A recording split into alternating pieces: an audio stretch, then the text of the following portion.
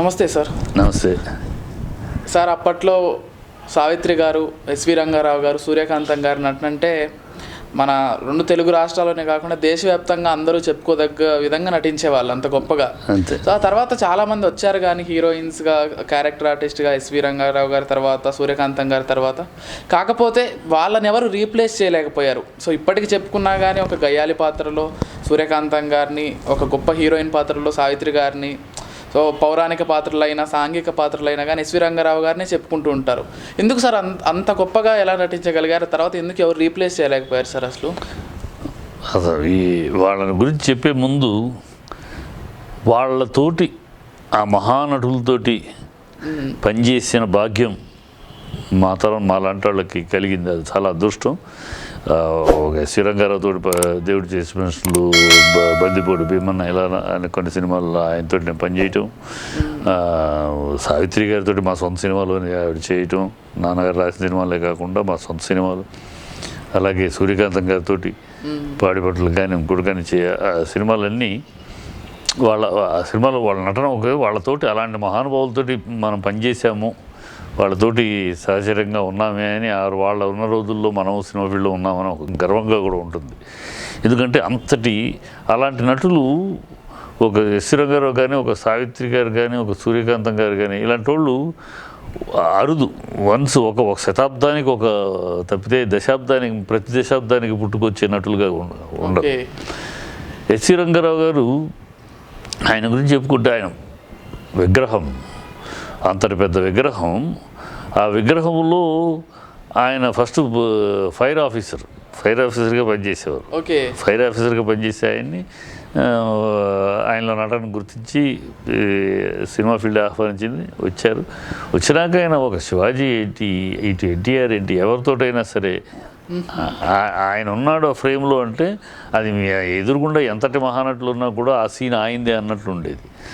వీళ్ళు ఒక్కొక్కళ్ళు ఒక పేజీ డైలాగులు చెప్పాల్సిన వస్తే ఆ పేజీ డైలాగుల్ని 4 ఎక్స్ప్రెషన్లో ఒక్క డైలాగ్ చెప్పి 3 ఎక్స్ప్రెషన్స్లో ఆ సీన్ ఫినిష్ చేస్తాడు ఆయన.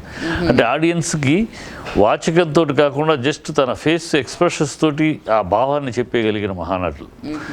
వాళ్ళకి కెమెరా వాళ్ళ పార్ట్లో, వాళ్ళ దేహంలోని ఏ పార్ట్ మీద కెమెరా పెట్టినా ఆ పార్ట్ నటిస్తుంది. వాళ్ళ నడకకి పాదానికి కెమెరా పెట్టామంటే ఆ పాదం అడుగు వేయించడంలో కూడా నటన ఉంటుంది.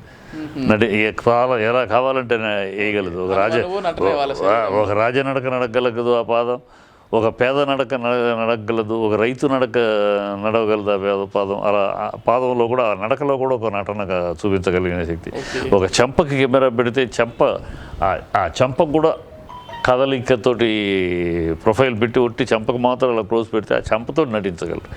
అట్లాంటి అది కారణ జన్మ వాళ్ళకి వాళ్ళ నటన అనేది వాళ్ళకి పుట్టుకతోటి వచ్చిందనే చెప్పాలి. నేర్చుకుంటే వచ్చేది కదా, అది స్వతహాగా జన్మతహా వచ్చాను కూడా.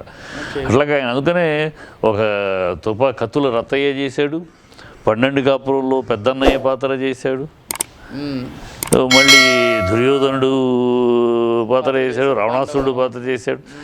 ఏ పాత్ర ఇటు చేసినా, అటు పేద రైతు పాత్ర చేశాడు. ఏ పాత్ర చేసినా అంత విగ్రహం అసలు ఒక్కోసారి ఆశ్చర్యం అవుద్ది. అంతటి పెద్ద విగ్రహం చాలా బలహీనమైన పాత్ర చేస్తే జనాల్లో అంత పర్వతంలా ఉంటుంది ఆయన ఫేసు, అంత పెద్ద మొహం. అక్కడ ఒక చాలా బక్కచిక్కిన జీవితం క్యారెక్టర్ వేస్తే ఎలా ఉంటుందంటే మరి ఆయనలో ఆ బక్కచిక్కిన పాత్ర ఇది కూడా నప్పుతుంది. మామూలుగా బక్కచిక్కిన ఒక పాత్ర అనుకున్నాం అనుకోండి, చాలా పేదరిక పాత్ర అదే అంటే సాధారణంగా ఏం చేస్తాం, కొంచెం సన్నగా, అంటే పేదరికం అంటే తిండి తిప్పలు లేనివాళ్ళు వాళ్ళు అలా ఉంటుంది. అలాగే చూస్తాం, ఫిజికల్ ఫిట్నెస్ కూడా చూస్తాం, అపియరెన్స్ అలా చూస్తాం. ఎందుకంటే చూస్తే కానీ రీచ్ అవ్వదు ఆ పాత్ర అనేది ఉంటుంది. కానీ ఎస్వి రంగారావు ఆయన విషయం వచ్చేటప్పటికి ఆ పాత్ర కూడా ఆ విగ్రహం చూపిస్తాడు. ఆయన ఆ విగ్రహంతో ఒప్పిస్తాడు. అది బక్కచిక్కిన పాత్ర, చాలా బాధాకర పేద పాత్ర, తిండికి లేని పాత్ర అనేది కూడా ఆ ఫిజిక్స్ తోటి ఒప్పించగలడు ఆయన. అది మహా నటనలోని విశ్వరూపాలు. అవన్నీ నటనలో విశ్వరూపమే. ఆయనతోటి పనిచేసిన అదృష్టం ఉంది. ఒకసారి దేవు చేసే మనుషులు పనిచేస్తుంటే ఆయన ఇంటర్వెల్స్ ఒక సీన్ ఉంది. రామారావు గారు ఇంత డైలాగులు చెప్పిన తర్వాత ఆయన ఒక డైలాగ్ చెప్పాలి. ఒక 4 డైలాగులు చెప్పాలి. ఓకే 4 డైలాగులు చెప్పాలి చూస్తే మామూలుగా రైటర్గా నాన్న రాశారు. ఆయన ఎన్టీఆర్ గారికి డైలాగ్ రాసి ఆయన కౌంటర్ ఎస్ఆర్ మన మహానటుడు ఆయన గొప్ప డైలాగ్ రాశారు. ఆయన నాన్నగారిని పిలిచి ఆ మొదటి 2 డైలాగులు చెప్తారు కానీ తర్వాత ఇంకో 3 డైలాగులు రాసావు కదా వద్దు. అదేంటి అన్నగారు, అదేంటి ఎస్ఆర్ గారు మనకి అంటే నాన్న అన్నగారు అన్నయ్య అనేవారు, అదేంటన్నా మంచి డైలాగులు కదా, ఈ రెస్పాన్స్ మీ నుంచి వస్తాయి, మంచి డైలాగులు కనుకే, మంచి డైలాగులు ఇప్పుడు నీ డైలాగ్ డామినేట్ చేయకుండా కన్నా నా పర్ఫార్మెన్స్ డామినేట్ చేయాలి అన్నారు. నీ డైలాగ్ ఇక్కడ నీ డైలాగ్ చెప్పంటే డైలాగ్ వెళ్ళిపోద్ది, డైలాగ్ మీదకి వెళ్ళిపోద్ది మైండ్. సో డైలాగ్ కన్నా కూడా నేను నా పర్ఫార్మెన్స్ దీంట్లో చేసుకుంటూ బెటరు, అందుకని నేను ఇస్తాను, నువ్వు సాటిస్ఫై కాకపోతే అప్పుడు నీ డైలాగ్ చెప్తాలే. సరే మహానటుడు ఆయన అన్నదాన్ని మీరు చెప్పాక ఆయన నేను పర్ఫార్మెన్స్లో చూపిస్తాను అన్నదాన్ని చూపించలేరు అని ఎవడు సాహసం చేయలేరు కదా, అంత మహానటుడు ఓకే అన్నారు. మరి ఆ సీన్ చూస్తే రామారావు గారు అంత డైలాగ్ చెప్పినాక నేనే దొంగతనం చేశాను, నేనే చేశాను, అది ఇది చేసిన తర్వాత అన్న తర్వాత ఒక్క డైలాగ్ అంతే. మా నాన్న చెప్పారు 2 డైలాగ్ చెప్పేసి నువ్వు దొంగతనం చేసావంటే నమ్మేటంతది అని ఒక్క తిప్పు అంటే ఆ డైలాగ్లో అన్న ఎక్స్ప్రెషన్తో కొట్టేసరి థియేటర్లో క్లాప్స్.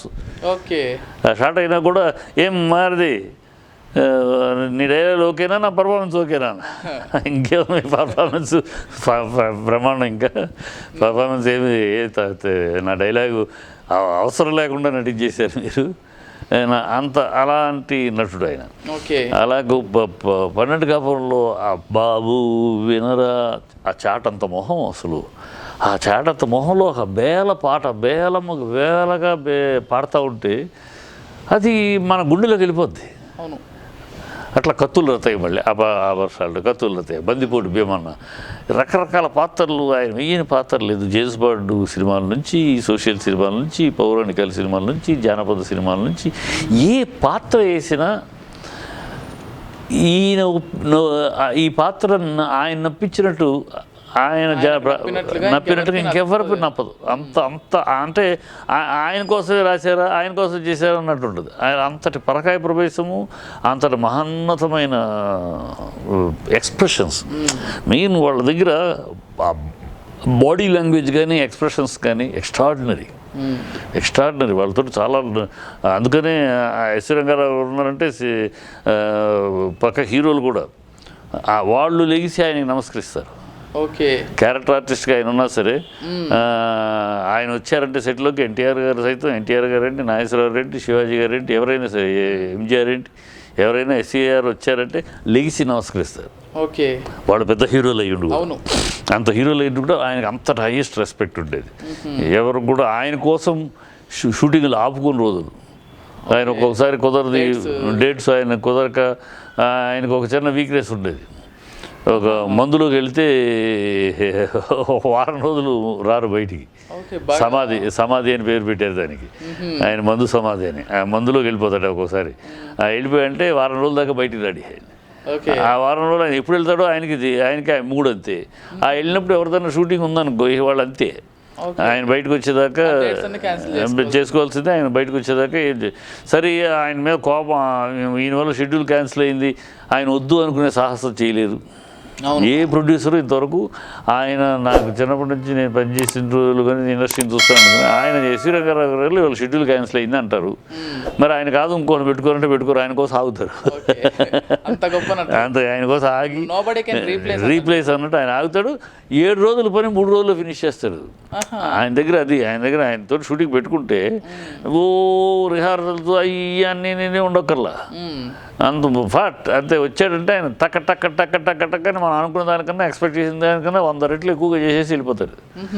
7 రోజులు పని 3 రోజులు అయిపోతుంది ఆయనతోటి. సో అక్కడ ఆయనతోటి అలాంటి గొప్ప నటుడు. అలాగే ఒక మందులోకి వెళ్తే 1 వారం రోజులు రారు బయటికి. సమాధి అని పేరు పెట్టారు దానికి, ఆయన మందు సమాధి అని. ఆ మందులోకి వెళ్ళిపోతాడు ఒక్కోసారి, వెళ్ళిపోయాయంటే 1 వారం రోజుల దాకా బయటికి రాడి. ఆ 1 వారం రోజులు ఆయన ఎప్పుడు వెళ్తాడో ఆయనకి మూడు అంతే. ఆ వెళ్ళినప్పుడు ఎవరిదైనా షూటింగ్ ఉందనుకో వాళ్ళు అంతే, ఆయన బయటకు వచ్చేదాకా dates అన్ని cancel చేసుకోవాల్సిందే. ఆయన బయటకు వచ్చేదాకా సరే ఆయన మీద కోపం, ఈయన వల్ల షెడ్యూల్ క్యాన్సిల్ అయింది, ఆయన వద్దు అనుకునే సాహసం చేయలేదు ఏ ప్రొడ్యూసరు ఇంతవరకు. ఆయన నాకు చిన్నప్పటి నుంచి నేను పనిచేసిన రోజులు కానీ ఇండస్ట్రీని చూస్తాను కానీ ఆయన ఎస్వి రంగారావు గారు వాళ్ళ షెడ్యూల్ క్యాన్సిల్ అయింది అంటారు. మరి ఆయన కాదు ఇంకోటి పెట్టుకోవాలంటే పెట్టుకోరు, ఆయన కోసం ఆగుతారు. అంత ఆయన కోసం ఆగి రీప్లేస్ అన్నట్టు ఆయన ఆగుతాడు. 7 రోజుల పని 3 రోజుల్లో ఫినిష్ చేస్తాడు. ఆయన దగ్గర ఆయనతో షూటింగ్ పెట్టుకుంటే ఓ రిహార్సల్తో అన్నీ నేనే ఉండక్కర్లా, అంత ఫాట్ అంతే వచ్చాడంటే ఆయన టక్క టక్క టక్క టక్క టక్క అని మనం అనుకున్న దానికన్నా ఎక్స్పెక్ట్ చేసిన దానికన్నా 100 రెట్లు ఎక్కువగా చేసేసి వెళ్ళిపోతాడు. 7 రోజులు పని 3 రోజులు అయిపోతాయి తోటి. సో అక్కడ ఆయనతోటి అలాంటి గొప్ప నటుడు. అలాగే